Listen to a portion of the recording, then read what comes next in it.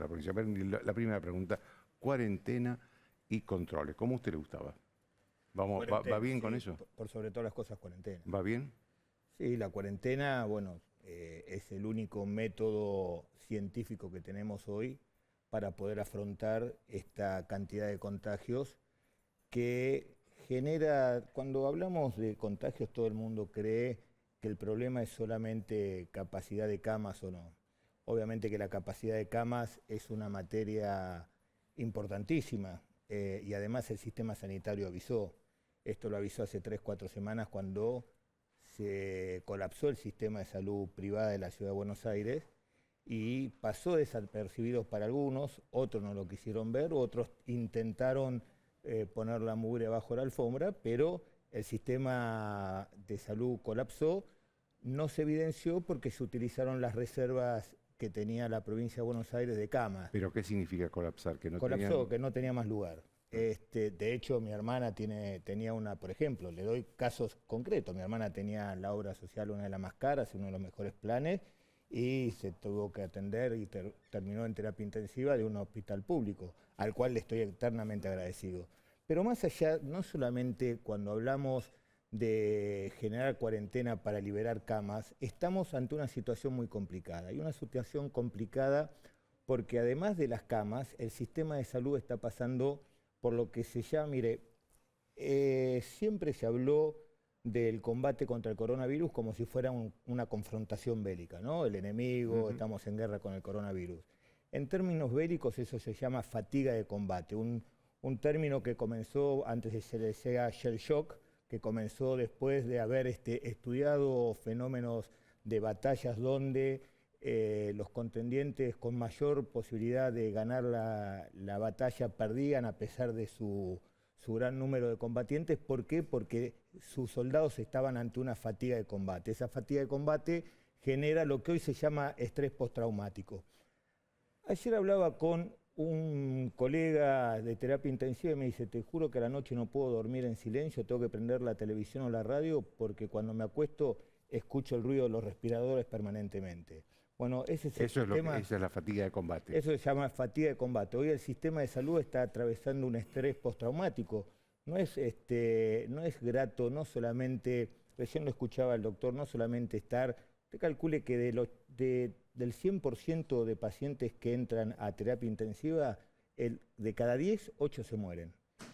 Y no solamente se mueren en situaciones donde los médicos estamos acostumbrados. Hay un trance, una transición donde la gente sabe que va a terapia, no sabe si va a salir, se despide de los familiares. Todo eso genera un ambiente... Bueno, no se pueden despedir ahora. Se despiden, sí, vía telefónica. Ah, vía telefónica, sí, pero personalmente no.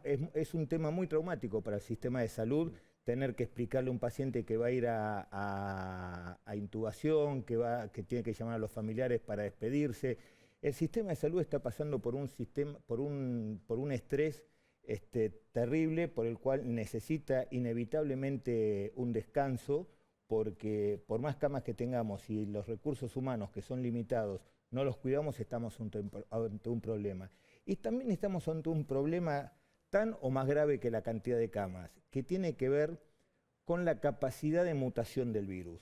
Eso se llama la descarga mutacional y tiene que ver, por sobre todas las cosas, en los lugares donde el plan de vacunación no tiene la contundencia que tuvo Israel, por ejemplo. No nos vamos a poner a discutir, todo el mundo sabemos que no tenemos vacunas, sabemos que no Bueno, ese fue un error del gobierno, sin duda. No sé si es un error del gobierno, los contratos se firmaron, algunos cumplieron, otros no cumplieron. Lo concreto Ninguno cumplió. ¿Cómo? Ninguno cumplió. La gran mayoría no cumplió, ninguno cumplió, y no solamente aquí, en el mundo. Esto no quiere decir que a mal de muchos consuelo de tontos. Lo concreto es, tenemos las vacunas, hoy estamos ante una posibilidad cierta de tener un número importante de vacunas en los próximos días y eso va a acelerar el plan de vacunación. ¿Cuál es el problema de no acelerar el plan de vacunación? Que el virus, ante la resistencia que le opone los antígenos neutralizantes de aquellas personas que están vacunadas, van generando mutaciones para poder seguir infectando. ¿Se entiende lo que quiere decir? Sí. Cuando no hay la variante de Manaus, la de Mira, la India, la británica. Fíjese, por ejemplo, estaba leyendo la semana pasada un estudio muy interesante que se hizo entre el Instituto Malbrán y el Mount Sinai de Nueva York, dirigido por la doctora Peramonte, que entre paréntesis, quiero hacer un paréntesis porque es la directora científica del Instituto Malbrán, una de las genetistas más reconocidas en la Argentina, le han pedido la renuncia, así que espero que las autoridades de salud del Gobierno Nacional revean esa medida. Cierro el paréntesis y sigo con esto. ¿De quién depende el instituto? Del Ministerio de Salud de la Nación. Cierro este paréntesis y ahí demuestra claramente, han hecho un estudio donde se han clonado las diferentes variantes de virus, desde el virus salvaje, la variante de Gran Bretaña, Manaus, sudafricana, la DG614D, y a partir de ese estudio se ve cómo el plasma de pacientes que han sido vacunados tienen cierta efectividad ante el virus originario y cómo va perdiendo efectividad en las diferentes mutaciones. Bueno, ese es uno de los problemas que también tenemos ante una posibilidad de no vacunar de forma masiva, entonces el aislamiento sigue siendo fundamental para conseguir mayores camas, para bajar el nivel de transmisibilidad, para darle un descanso al sistema de salud y para evitar diferentes mutaciones. Hay un problema, porque yo veía hoy una declaración suya que dice que usted cree que debe haber una semana más de esta, una semana más de encierro, de cuarentena. Ahora, hay un problema que la sociedad está cansada. Venimos de 1 año y 4 meses donde la gran parte estuvo muy encerrada, la última parte estuvo más o menos encerrada y ahora volvió a estar muy encerrada. ¿Qué se hace con esa sociedad? Mire, primero explicarle, segundo, no hay otra alternativa. No es que no tenemos las vacunas porque están escondidas. Las vacunas no están, es una realidad, con la realidad no nos podemos pelear. Y lo concreto, a diferencia del año pasado, es que tenemos una luz al final del túnel. Ya la vacuna es un hecho, ha dado resultados, todo el sistema, por ejemplo, en la provincia de Buenos Aires, todo el sistema de salud se ha vacunado y ha sido altamente significante cómo ha caído la mortalidad y por sobre todas las cosas los contagios.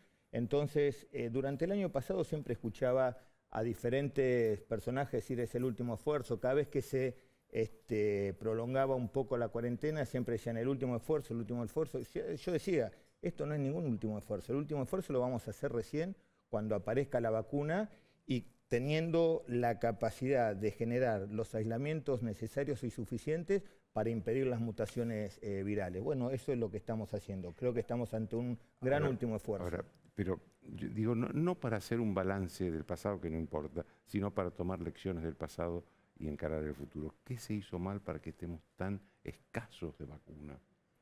Bueno, eso evidentemente ha sido un incumplimiento. Estaba leyendo, la Unión Europea empieza a reclamar judicialmente los contratos. Sí, mire, cuando usted firma un contrato internacional está basado en el principio del pacta sunt servanda. Los contratos son para cumplirlos.